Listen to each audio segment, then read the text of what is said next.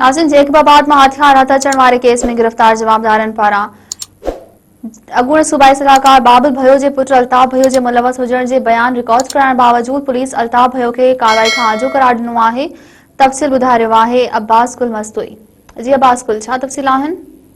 जी बिल्कुल, हथियारनि जी स्मगलिंग वारे केस में जैकबाबाद पुलिस पारां GIT रिपोर्ट अचण बावजूद भी अॻूणे सूबाई वज़ीर बाबुल भयो जे पुट खे कार्रवाई खां आजो करार ॾिनो वियो आहे। जैकबाबाद पुलिस बलोचिस्तान मां प्रोटोकॉल में हथियारनि जी स्मगलिंग जी कोशिश नाकाम बणण वारे वाक़े जी जांच रिपोर्ट में अहम इंकशाफ साम्हूं अची विया आहिनि। जैकबाबाद पुलिस सिंध ऐं बलोचिस्तान बॉर्डर ते पुलिस प्रोटोकॉल में हथियारनि जी स्मगलिंग जी कोशिश नाकाम बणाईंदे हथियार ऐं गोलियूं हथ कयूं हुयूं।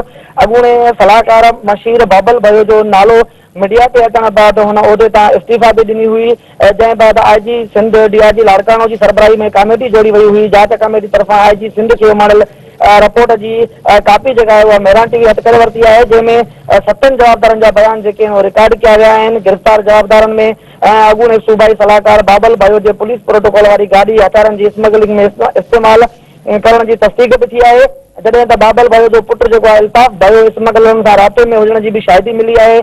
हथियारनि जी इहा डील 4 लखनि में कई वई हुई। GIT रिपोर्ट मूजिबि जवाबदारनि जे बयान मुताबिक़ हथियार कचे जे धाड़ेलनि खे फराहम करणा हुआ। हथियार ख़रीद करण जो टास्क जेको आहे उहो ॿुधायो वियो आहे त महबूब भयो नाले शख़्स खे ॾिनो वियो हुयो, जेको बलोचिस्तान ऐं सिंध में हथियारनि जी स्मगलिंग जो मास्टर माइंड ॿुधायो पियो वञे। ऐं जॾहिं त अख़्तियार लाशारी जेको कचे जे धाड़ेलनि खे राकेट लॉन्चर, हैंड ग्रेनेड ऐं ॿिया जदीद हथियार फराहम करे चुको आहे, उहो बि इन केस में शामिल आहे। अख़्तियार लाशारी न्याज़ सुमरो, हाजन मारफानी, रमज़ान भयो ऐं ॿियनि जा नाला बि जेके आहिनि उहे शामिल कया विया आहिनि त इहे हथियार जेके आहिनि फराहम करे रहिया हुआ।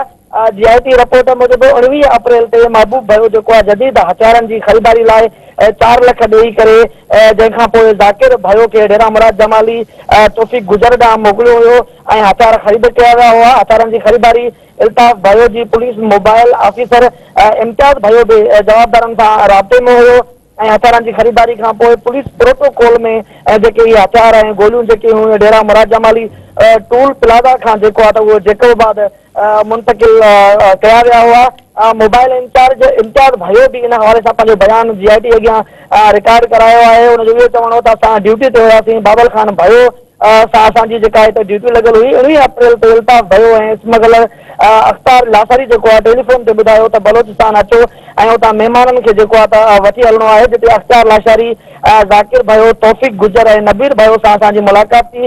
हुननि असांखे हथियारनि बाबति जेको आहे त आगाह बि कयो।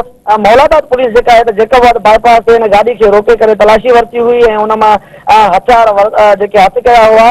GIT जेका आहे त जेका टीम हुई उहा 11 सिफ़नि ते ॿधल जेका रिपोर्ट आहे उहा पधरी करे छॾी आहे। अहम इंकशाफ आहिनि, पर इन बावजूद बि जैकबाबाद जी जेका पुलिस आहे उन्हनि जेको आहे त चालान पेश करे छॾियो आहे। जेकॾहिं बासर आहे बाबुल भयो उनजे पुट जो जेको नालो आहे उहो उन केस में शामिल न आहे कयो। DSP सां असांजो इन हवाले सां सिटी सां राब्तो बि थियो आहे त हुनजो इहो ई चवणु हुयो त जेका GIT रिपोर्ट आहे उहा बाद में आई आहे। असां केस जो जेको चालान आहे उहा पहिरियां पेश करे चुका आहियूं। ऐं इन हवाले सां इहो बि तव्हांखे मां ॿुधायां त अल्ताफ़ भयो जो